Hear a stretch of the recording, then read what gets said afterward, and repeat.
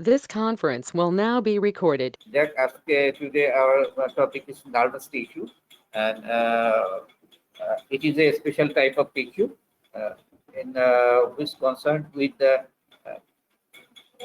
reception, coordination, and propagation of the nervous impulses, and it coordinated that impulses, and it contains the cells which are involved in this process. Uh, these cells are the nerve, mainly the neurons, and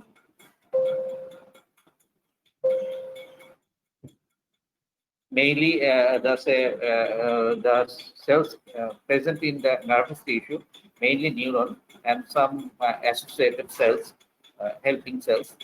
In central nervous system, these are the neuroglia, and in peripheral nervous system, swan cells and other cells also present. And today I discuss about neuron and the types and their myelin sheaths and synapse. What is neuron? At first, it is a structural and functional unit of nervous system. It is a uh, paid definition. In this type of definition also used in other cases, such as what is nephron. Nephron is a structural and functional unit of kidney. This type of paid definition we use in case of define the neuron. The neuron is a structure and functional unit of nervous system. It is the main cell present in nervous system. And in case of neuron, there is a picture. There is a picture here. It's a picture of neuron. It is a there is a central structure. Uh, it is called cell body, and there are some processes. These some processes are highly branched and small in size, and one process is elongated and larger, and there are some terminal branches in this large process. So we found that the neuron has some parts. We can divide it two parts. One is cell body, and another are processes. There are two types of processes at present. These are some are short. These are called dendrites and highly branched. And one process is a larger process, and this larger process is called axon. Usually, it has no branch. In the terminal end, it has some branches, and there are in the ending of their branches there are presence of some rounded structures. These are called the synaptic knob. And in case of dendrite, these are thicker at the beginning, but gradually it taper in its end. But there is no synaptic knob here. Uh, Cell also contains intercellular structures. These intercellular structures are present usually in the cell body, such as mitochondria, endoplasmic reticulum, Golgi apparatus. All of these are present in the cell body. But all the intercellular elements are not present in the axon or dendrite. Some are present, but all things are not present in dendrite or axon. So, in case of neuron, there are some morphological or functional components of neuron. These are the two types. One is cell body, and another is process. And the two types of process, one is axon, and another is dendrite. Then we know nerve. We know neuron is a highly active cells, and these neuron have some structural integrity that shows that these are the highly metabolically active particles and active cells. These are the euchromatic nucleus, and large nucleolus. There is large nucleolus, and there is prominent Golgi apparatus. There are some prominent Golgi apparatus and presence of nasal body. Presence of nasal body. And now, what is nasal body? Nasal bodies, these are the large, these are the prominent endoplasmic reticulum. Which type of prominent endoplasmic reticulum? These are the rough endoplasmic reticulum. And there is presence of much more RNA attached with endoplasmic reticulum, which are highly stained and they stain blue color. These are called the nasal body. So nasal body are nothing else except these are the rough endoplasmic reticulum, which contain much more amount of rough RNA.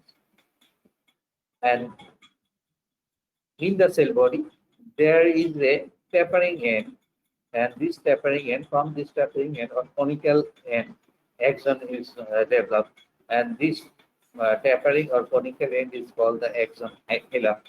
And so, in the uh, neuron, we know two important names. One is nasal body, and another is axon hillock. And you may আপনার মানে পরীক্ষার সময় আপনারা দেখবেন যে দুইটা short note আসতে পারে, what is Nissl body, what is axon hillock, এবং আপনাদের ভাইবার সময় দেখা যাবে জিজ্ঞেস করবে what is Nissl body and axon hillock. আপনাদের এগুলো একটু বলতে হবে। Now there's some difference between the axons and dendrites. Axons, there is a picture here.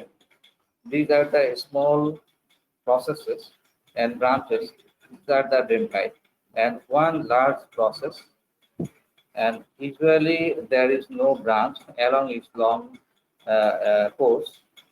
Only there are some branches present in the terminal lane with synaptic knob. So there are so many differences between them. এবং এই প্রশ্নটাও কিন্তু আপনাদের পরীক্ষায় আসতে পারে, what are the differences between the Axon and dendrite. আমি just আপনাদের সুবিধার জন্য শর্টকাটে লেখার জন্য আমি এখানে একটা আপনাকে শো করেছি যে Axon is a single long thing process and dendrite are multiple short thick process. Axon arises from axon hillock, or it arises from any part of the cell body. Cell body, any part থেকে they can arise, and rarely branched axon are highly branched dendrite. Here axon, there is no branch along its course. Only branches are present in terminal end, but dendrite has so many branches along its course. Uniform in diameter. That means here axon throughout the whole length is uniform in diameter, but dendrite it is thicker at the proximal portion, but gradually it becomes narrow towards the end, and terminals always terminates away from the cell body. In case of axon, axon is terminate away from the cell body, it terminates near the cell body. এটা সাধারণত শেষ হয় sell বডির খুব কাছে, as they are short. Other differences are free of nasal body. That means axon they contain no nasal body, but nasal body or nasal granules are present in dendrite. Nerve impulse is transmitted away from the cell body via the axon, but towards the cell body via the dendrites. So dendrite is sensory in function, and axon is motor in function. Tip of the terminal branches are enlarged in case of axon, and these are called synaptic knob, but there is no synaptic knob present in dendrite. And axons are encircled by the myelin sheath. So axon may be myelinated or non myelinated, but dendrite, all dendrites are not myelinated. These are the differences between the axons and dendrites. Now, what are the classifications of neuron? Neuron can classify it in various ways. On the basis of number of processes, they can divide into 4 types: unipolar, bipolar, pseudo-unipolar, and multipolar. In some books, also write unipolar, bipolar, and multipolar. Pseudo-unipolar is not added in some books. So you can tell three types, or you can tell four types. Unipolar, that means number of axons. These are divided according to the number of axons. In which number of process, sorry, it depends on number of process. If the one process is present in a neuron, that time it is called unipolar. And if one process is present, that should be axon. In this cell, there is no, in this neuron there is no dendrite. So there is single axon is present. It is unipolar. Bipolar, it has two processes. This one process and that's another process. In CD unipolar, it looks like unipolar because it has at the beginning it has one process. After some course, it becomes divided into two processes, and it divides into two processes. And as it looks like unipolar, but basically it has two processes at the beginning, but these two processes combine each other, looks like a single process. Then after some course, it divided into two parts. This is this is called a CD unipolar, and teacher should ask in exam this CD unipolar cell and the example of the CD unipolar cell. CD unipolar cell example is dorsal root ganglia. Dorsal root ganglia in a spinal cord. From the spinal cord, dorsal root, there is this nerve process arises, and ganglion is present in the dorsal root, and from this dorsal root ganglia, another process is developed and it passes towards the pain. This is called CD unipolar cell. So example of CD unipolar cell is dorsal root ganglia. Then multipolar cell. Multipolar cells are present in everywhere in the nervous system, central nervous system, pyramidal cells or beds. These are the multipolar cells. These are types of the neuron according to the number of processes. Next, we can see according to the function, the neurons can classified into three types. One, the impulse comes from periphery to the central nervous system. If the impulse comes from the periphery to the central nervous system, this type of neuron are called sensory neuron. Then, as the spinal cord is a part of central nervous system, and there is a skin, so here a stimulation from the skin comes from the periphery to the center. That means the spinal cord, via the neuron. Here, this neuron is blue color. This neuron is sensory neuron. Then there is a small neuron present in the spinal cord. These are called interneuron. After interneuron, there is another red color neuron. It arises from the spinal cord and it passes towards the periphery. These are called motor neurons. So, functionally, there are two types of neurons.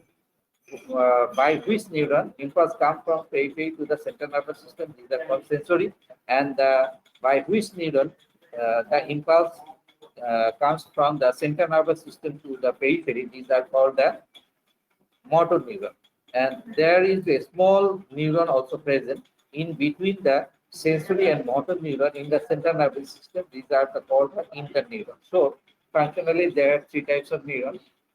One is sensory, another is interneuron, another is motor neuron.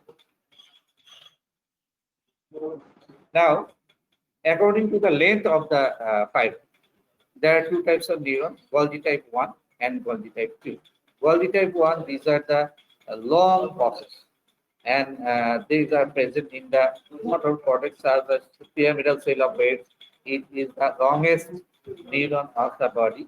These are the Golgi type 1 neuron and Golgi type 2. Golgi type 2, they are short axons. That means they have short nerve fibers. So these are called Golgi type 2. Example is interneuron. In the spinal cord, previously I show the interneuron. It is very small neuron. So these are the Golgi type 1. But sensory neuron or motor neurons, both are the long neurons. So these are the Golgi type 1 neuron. Now, what are the functions of neuron? There are so many functions, but I coincide. There are three functions here. These are the reception, transmission, and processing and integration of information from external and internal information, internal environment. That means it receives, transmit, and processing, then integration